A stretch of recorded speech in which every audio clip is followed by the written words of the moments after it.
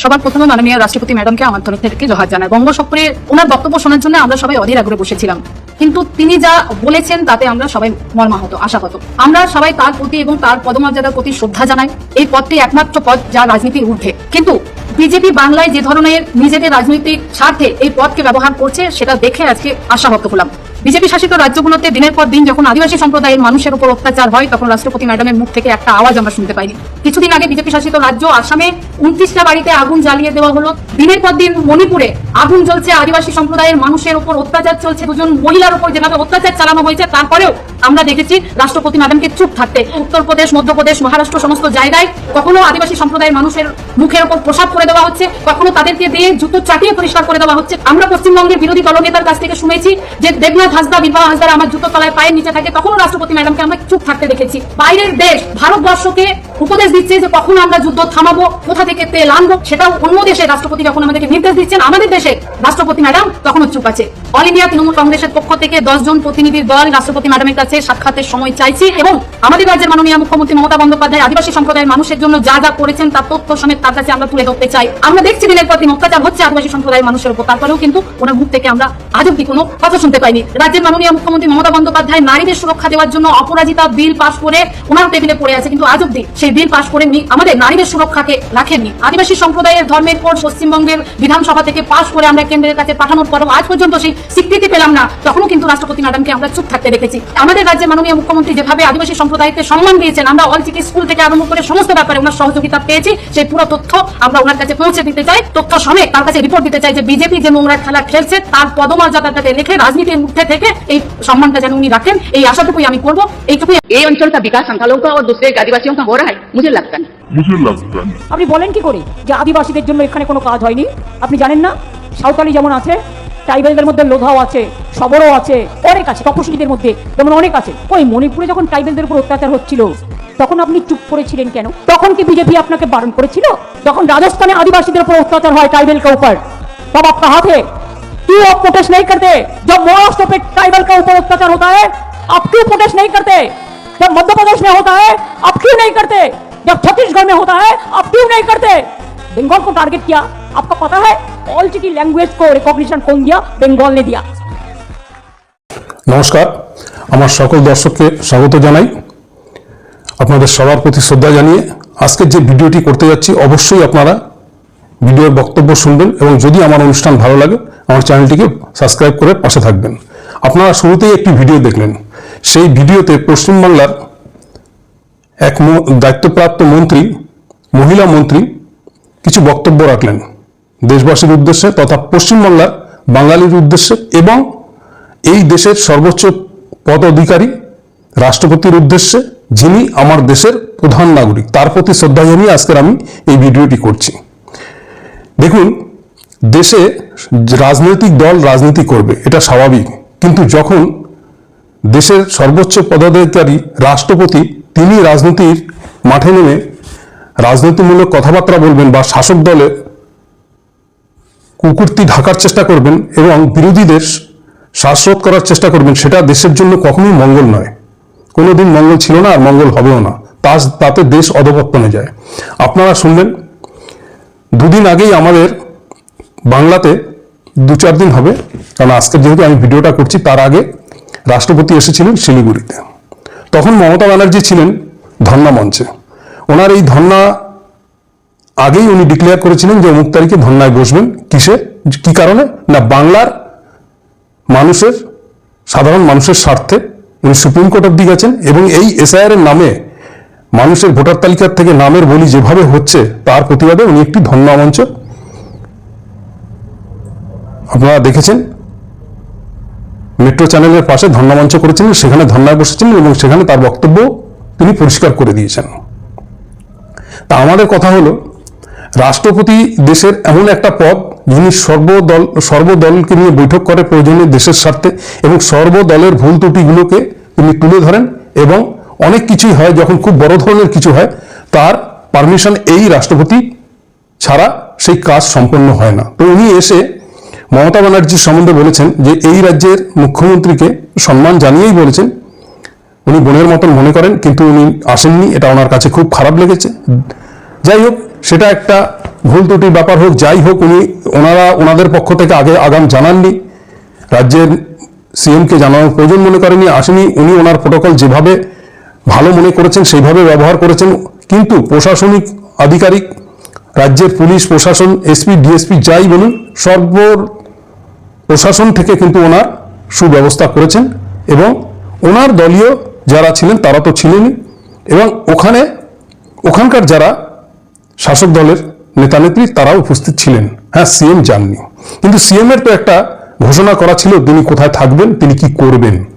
সেটা যদি ওনার আসার ঘোষণার পরে করতেন তাহলে একটা আলাদা কথা ছিল, কিন্তু ওনার ঘোষণার পূর্বেই কিন্তু উনি ডিক্লেয়ার করেছিলেন যে ওনার 6 তারিখ থেকে মেট্রো চ্যানেলের সামনে ধর্ণামঞ্চ থাকবে। যাই হোক, সেই বিতর্ক সেটা বড় কথা নয়। বড় কথা হলো এখানে উনি বলেছেন সাঁওতাল সম্প্রদায়ের মানুষ যারা আছেন তারা সব একজোট হতে, এই সরকার তাদের জন্য কিছু করেনি, তাদের বঞ্চনা করে রেখেছে এবং তাদের বঞ্চিত করে রেখে দিয়েছেন, তাদের পাওনা, তাদের পাশে এই সরকার দাঁড়ায়নি। তো ম্যাডাম, আপনার প্রতি শ্রদ্ধা জানিয়ে কিছু কথা বলতে চাই। আমার মতন একজন সাধারণ মানুষ বলতে আজকে বাধ্য হচ্ছে, কেননা রাষ্ট্রপতিকে কোনোদিন এইভাবে কারো পক্ষপাতিত্ব করতে দেখিনি, তার জন্যই বলা। আজকে যে প্রধানমন্ত্রী বা যে শাসক দল আপনাকে নিয়ে ওই চেয়ারটায় বসিয়েছে তাদেরও সমর্থন যেরকম ছিল, অন্য দলদেরও সমর্থন ছিল। জনগণ ভোট দিয়ে আপনাকে পার্লামেন্টে যাদের পাঠিয়েছে তাদের ভোটে আপনি নির্বাচিত হয়েছেন, কিন্তু আপনার পদের সম্মানটা এমনই একটা জায়গায় যে দেশের সব লোক আপনার ভাষণ, আপনি কি বলেন, আপনি কি চান, তার প্রতি তাকিয়ে থাকে। সেখানে আপনি এইভাবে পক্ষপাতিত্ব করতে পারেন না। আর যদি বলতেই হয় তাহলে আপনি সর্বদলকেই বলা উচিত। এখানে বীরবাহা হাতরা বলে দিয়েছে যে সাঁওতাল সম্প্রদায় শুধু না, এসসি এসটি এবং পিছিয়ে পড়া জনগোষ্ঠীর স্বার্থে মমতা ব্যানার্জি কি কি করেছে, তাদের জন্য স্কুল বলুন, কলেজ বলুন, শিক্ষা ব্যবস্থা বলুন, মেডিকেলের ব্যবস্থা বলুন, তাদের ভাষা সংরক্ষণের কথা বলুন, কেন্দ্রের কাছে যেসব আবেদন এদের জন্য পাঠিয়েছে একটা আজ পর্যন্ত কেন্দ্র থেকে বাস্তবায়িত করেনি। তো আপনি তো সাঁওতাল সম্প্রদায়ের থেকে উঠে আসা এক জননেত্রী, আপনি কেন মুখ খোলেননি? আপনি কেন এদের পাশে দাঁড়াননি? আজ যদি আপনার কথায় আপনি যদি মুখ খুলতেন, এদের পাশে যদি দাঁড়াতেন, তাহলে আজকের এই দুর্দশা থাকে না। আপনার এই পদ হয়তো চিরদিন থাকবে না, আপনি এই পদ থেকে একদিন সরে যাবেন, তখন তো কিছু করতে পারবেন না। তো আজ তো আপনি পদে রয়েছেন, দেশের সর্বোচ্চ উচ্চ পদকারী আপনি, তাহলে আপনি কেন আজকের এই পিছিয়ে পড়া মানুষের পাশে থাকছেন না? কেন তাদের জন্য কিছু করছেন না? কেন তাদের স্বীকৃতি দিচ্ছেন না? তাদের চাওয়া পাওয়া কেন শুনছেন না? তাদের জন্য কি করছেন? আপনার কাছে অনুমতি চেয়েছে এই রাজ্য সরকারের 10 জন প্রতিনিধি আপনার কাছে যাবে, এদের জন্য চাওয়া পাওয়া কতটুকু কি করতে পারবেন সেটাও আপনি এদেরকে সময় দিন, এবার দেখব আপনি তাদের জন্য কি করেন, এবং রাজ্য সরকার এদের জন্য কি কি করেছে সেটাও আপনার কাছে তুলে ধরবে। আপনি নখদর্পণে আপনি তদন্ত করে দেখবেন কতটা কি করেছে। আপনি যখন জানতে পারবেন এই রাজ্য সরকার এই পিছিয়ে পড়া মানুষের জন্য, এই সমাজের মানুষের জন্য কি করেছে, বলতে খারাপ লাগছে, কারণ আপনি এমন একজন ব্যক্তি, আপনাকে এই ভাষায় আমার বলতে খারাপ লাগছে, আপনার কিছুক্ষণের জন্য বাকরুদ্ধ হয়ে যাবে। এটা চ্যালেঞ্জের সহিত বলতে পারি যে আপনার কেন্দ্র সরকার করেনি, কারণ তারা সব ব্রাহ্মবাদী এবং মুখে হিন্দুত্ববাদী গল্প করে, আদৌ হিন্দুদের জন্যও কিছু করেনি। যে হিন্দুরা আজ খাতরে নিয়ে, এই 10 বছর ধরে হিন্দুরা খাতরে নিয়ে আপনি যে সরকারটিকে সমর্থন করে কথা বলছেন তাদের জন্য। দেখেছি এর আগে দেশেই উত্তরপ্রদেশের মতন জায়গায়, ছত্তিশগড়ে, বিহারে কিভাবে দলিতদের উপর অত্যাচার হয়েছে, পিছিয়ে পড়া সমাজের মানুষদের উপর কিভাবে অত্যাচার হয়েছে। কোনো দলিতের মুখের উপরে প্রস্রাব করে দিচ্ছে, আপনি তখন কোথায় ছিলেন?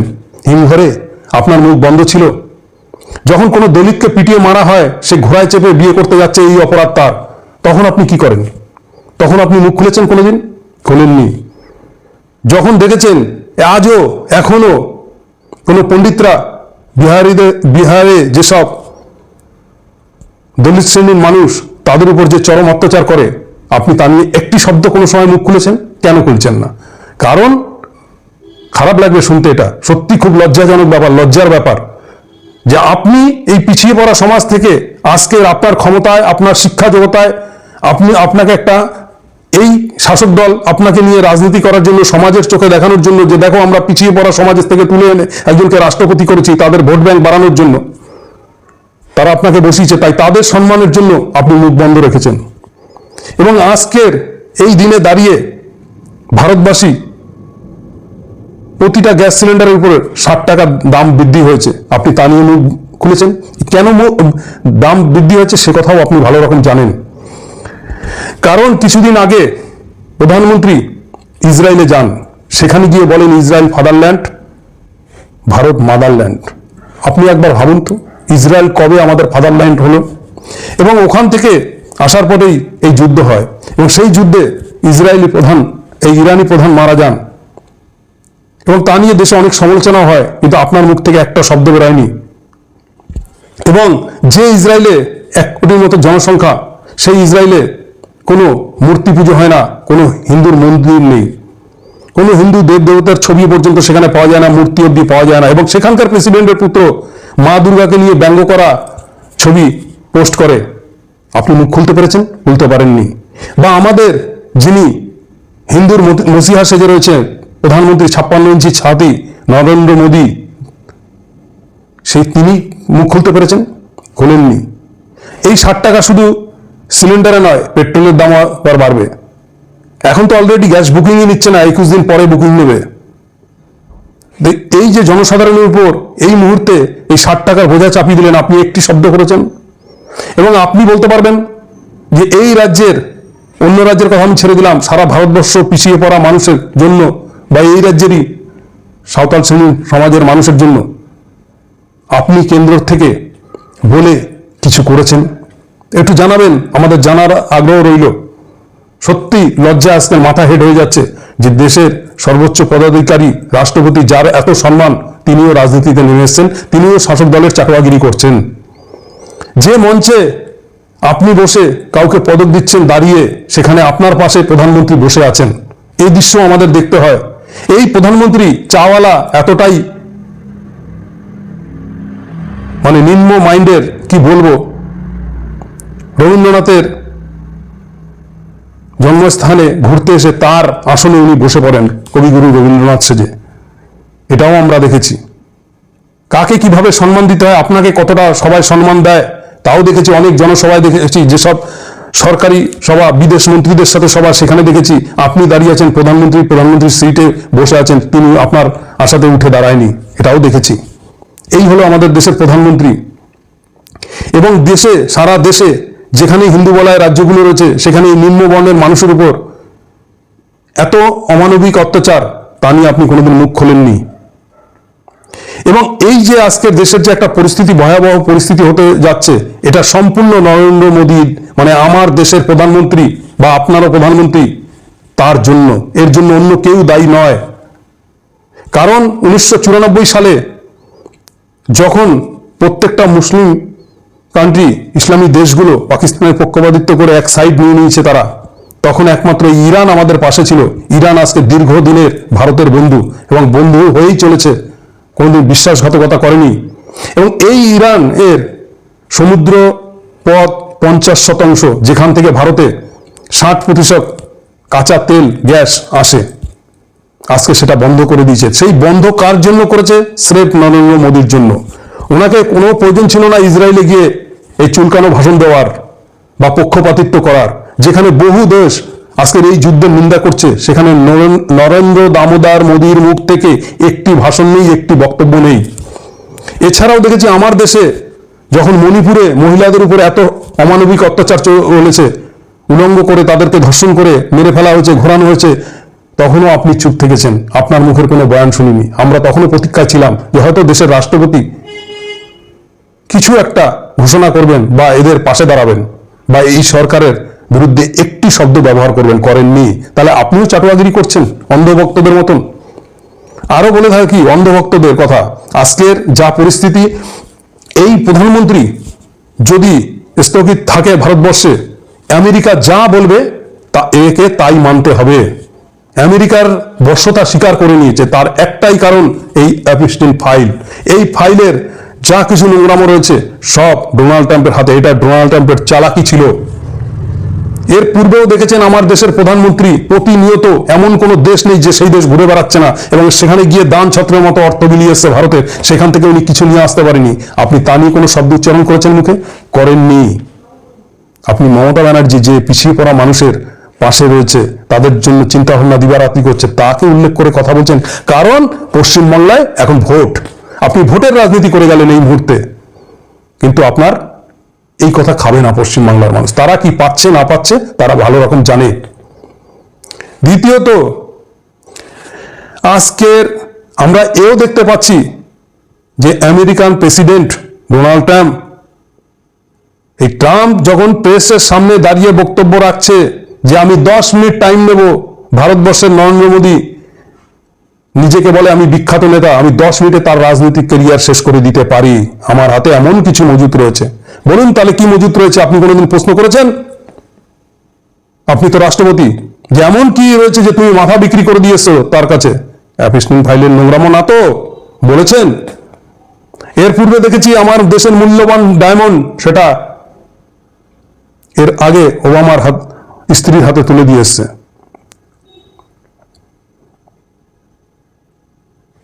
উনি কি শুধু দান করতে এসছে? আজকে দেশের বহু গরিব মানুষের হাতে মোবাইল, স্মার্টফোন। কারণ আপনারা ডিজিটাল দুনিয়াটা এমন ভাবে করেছেন, খেতে পাক না পাক সবার হাতে একটা অ্যান্ড্রয়েড ফোন থাকবে, তাতে রিচার্জ থাকবে 350 টাকা, করতেই হবে। কারণ ব্যাংকিং ব্যবস্থা থেকে যা কিছু এমন করে দিয়েছেন। তাহলে সেই গরিব মানুষটা রিচার্জ করতে গেলে তাকে 350 টাকা ভরতে হয় প্রতি মাসে। এই কার জন্য? আদানি আম্বানির জন্য। শুধু তাদের রক্ষার জন্য আজকের এই আদানির সম্বন্ধ আমেরিকায় কেসা রয়েছে। আমেরিকা যখন তখন ফাঁসি দিতে পারে। এই আদানি হচ্ছে আমাদের দেশের প্রধানমন্ত্রীর মিত্র। একে একে সব কিছু গ্রাস করে নিচ্ছে আমেরিকা। যে রাশিয়া আমাদের চিরকালের বন্ধু, সেই রাশিয়ার থেকে আমরা কাঁচা তেল কতটা কিনবো, কদিন কিনবো, সেটা আমেরিকা ঠিক করে দিচ্ছে। আপনি তা নিয়ে কোনো বক্তব্য রেখেছেন? দেশ তো জাহান্নামে পৌঁছচ্ছে। অন্ধভক্তরা বুঝছে না, অন্ধভক্তরা শুধু হিন্দু হিন্দু হিন্দু। আরে কে হিন্দু কে মুসলিম, দেশ আগে তারপরে সব। মোদী যেখানে নিয়ে যাচ্ছে দেশটাকে, শেষের পথে নিয়ে যাচ্ছে। গুছানো সোনার দেশ ভারত, এক বৃহত্তম দেশ, যেখানে এত মনীষী, এত মনীষীদের জন্ম, এত স্বাধীনতা সংগ্রামী যারা রক্ত দিয়ে এই দেশটাকে স্বাধীন করেছে, আজকের পাকিস্তানের কাছে মাথা নত করতে হচ্ছে। কারণ ডোনাল্ড ট্রাম্প পিছনে রয়েছে, উনি যা বলবেন সেটাই শুনতে হবে। এর পূর্বে এই বিজেপিরই অটল বিহারী বাজপেয়ী প্রধানমন্ত্রী ছিলেন, যিনি পাকিস্তানের কাছে কোনোদিন মাথা নত করেননি। কার্গিল যুদ্ধ জয় করে এসেছিলেন, ভয়ানক যুদ্ধ। কারণ কার্গিলের যুদ্ধটা পাহাড়ের নিচে ছিল আমাদের ভারতীয় সেনা, পাকিস্তানি সেনারা উপরে। এই উপর নিচে যুদ্ধ করাটা কতটা কঠিন ভাবুন। সেটাও কিন্তু অটল বিহারী বাজপেয়ীর জামানায় হয়েছে। আমরা কিন্তু কোনো দল তাতে নিন্দা করেনি, সবাই ছাতি ফুলিয়েছে। কিন্তু কার্গিল যুদ্ধ জয় করেও গলিতে গলিতে অটল বিহারী বাজপেয়ীর ছবি, তাকে নিয়ে অ্যাড, বিশ্বগুরু, কোটি কোটি টাকা খরচ করায়নি, বিশ্বগুরুর আখ্যা নেয়নি তিনি। কিন্তু মশা মেরেও উনি বিশ্বগুরুর আখ্যা নিচ্ছে। আচ্ছা, বিশ্বগুরু কখন থেকে বলা শুরু করলো? G20 আসর যেদিন ভারতবর্ষে বসবে তার আয়োজন ভারত করছে, যেন এমন একটা ভাব দেখালো যে এই ভারতই একমাত্র পৃথিবীর মধ্যে প্রথম G20 আসর বসাচ্ছে। সব দেশের প্রেসিডেন্টদের এক জায়গায় করছে। ভারত যেন ভারতের কথাই তারা শুনতে আসছে এবং ভারত যা বলবে তাই শুনে এইভাবে প্রচার চালিয়েছে।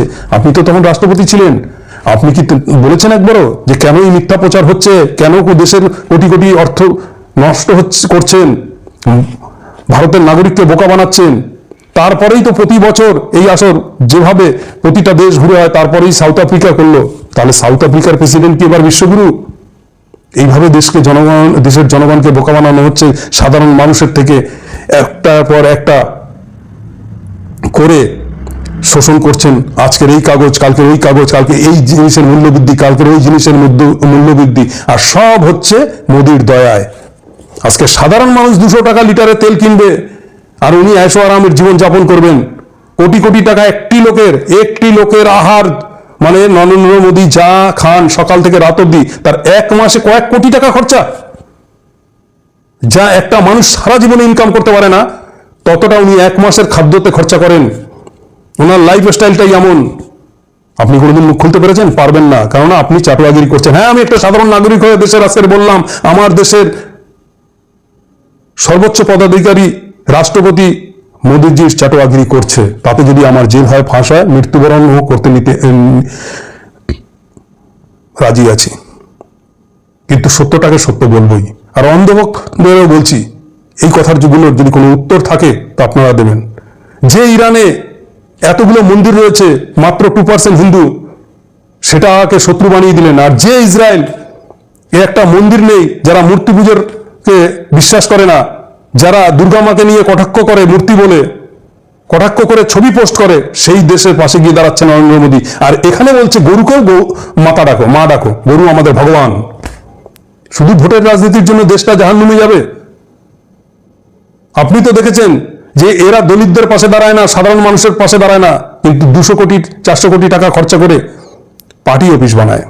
দিল্লির বুকে এত বড় মন্দির ভেঙে দিল আরএসএস এর পার্টি অফিসের সামনে পার্কিং ব্যবস্থা করার জন্য। আপনি মুখ খুলেছেন? খোলেননি। কি হলে আপনি এই সরকারের বিরুদ্ধে মুখ খুলবেন?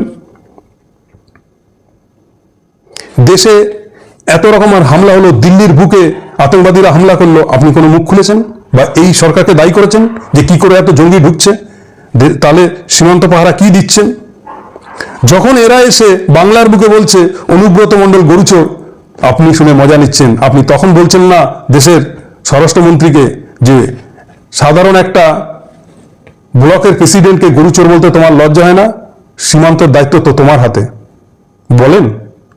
আশা করি আপনার থেকে এবার থেকে আশা করব, কারণ তৃণমূল কংগ্রেসের প্রতিনিধিরা আপনার সাথে দেখা করতে যাবে, এই সব প্রশ্নগুলো আপনার সামনে রাখবে এবং তারা এই সাঁওতালি সম্প্রদায় এবং পিছিয়ে পড়া মানুষের জন্য কি কাজ করেছে, এই 15টা বছর ধরে কি কাজ করে চলে এসছে, তাদের জন্য স্কুল, কলেজ, শিক্ষা ব্যবস্থা, মেডিকেল কলেজ থেকে শুরু করে যা যা করেছে, আপনার সামনে তার নথি পেশ করবে। আপনি তাদেরকে উত্তরটা দিয়েন, তাহলেই আমরা উত্তর পেয়ে যাব। আজকের মোদী দেশটাকে কোথায় নিয়ে যাচ্ছে একবার ভেবে দেখেছেন? আপনি মুখ বন্ধ করে রয়েছেন। আমেরিকার কাছে পুরো পুতুল হয়ে গেছে। এই ডোনাল্ড ট্রাম্প বলেছেন নোটবন্দি আমার কথা হয়েছে, তাহলে আপনি কি করতে রয়েছেন? যখন নোটবন্দি আমাদের হিসেবে শত্রু দেশ, যে আমাদের মিত্রতা করেনি, যে আমাদের উপকার করেনি, সেই দেশের প্রেসিডেন্ট বলে আমার কথায় নোটবন্দি হয়েছে, আপনি তো তখনও চোখে পট্টি কানে তুলে দিয়ে, নাকে তুলে দিয়ে বসেছিলেন, আপনি একটা শব্দ ব্যবহার করেননি। তো এরকম উদাহরণ যদি দেই এই সরকারের সম্বন্ধে, লাখো উদাহরণ দিতে পারবো। তো যা হচ্ছে, আগামী দিন কোথায় যাবে, ভয়ঙ্কর দিন আসছে। আমেরিকার হাতে পুরো বন্দী হয়ে গেছে মোদী। এই দেশকে রক্ষা করার একটাই ব্যবস্থা আছে, সেটা একটাই, মোদীর পদত্যাগ। তাই দেশের নাগরিককে বলছি, সচেতন হন, আপনার আওয়াজ তুলুন এবং প্রধানমন্ত্রীর পদত্যাগ চাক। দরকার হলে অন্য কেউকে তাদের দলেরই ওই পদে বসাক, কিন্তু মোদীর যতদিন থাকবে দেশের একটার পর একটা ক্ষতি হতেই থাকবে। আর অন্ধভক্তরা বসে তালি বাজাবে, কারণ এরা এতটাই অন্ধ হয়ে গেছে, এরা নেশার মতো আসক্ত হয়ে গেছে, এরা এতটাই হিন্দু প্রেমী হয়ে যাচ্ছে, এত হিন্দু মারা যাচ্ছে, এত হিন্দুর উপরে অত্যাচার হচ্ছে, হিন্দুর অবক্ষয় হচ্ছে, হিন্দুর মন্দির ভাঙছে, তা সত্ত্বেও এদের এই হিন্দুর নিয়ে বোকা বানানোর গল্পে এরা মাতাল হয়ে আছেন, বলতে বাধ্য হলাম। যাক, ভিডিওটা আজকের এই পর্যন্তই, বেশি আর বাড়ালাম না। আপনারা বিবেচনা করবেন এবং এই ভিডিওটিতে আমি যা বক্তব্য রেখেছি তার মূল্যায়ন করে আপনারা আপনাদের কমেন্টের মাধ্যমে আপনারা আপনাদের মন্তব্য জানাবেন। জয় হিন্দ, বন্দে মাতরম। জয় হিন্দ।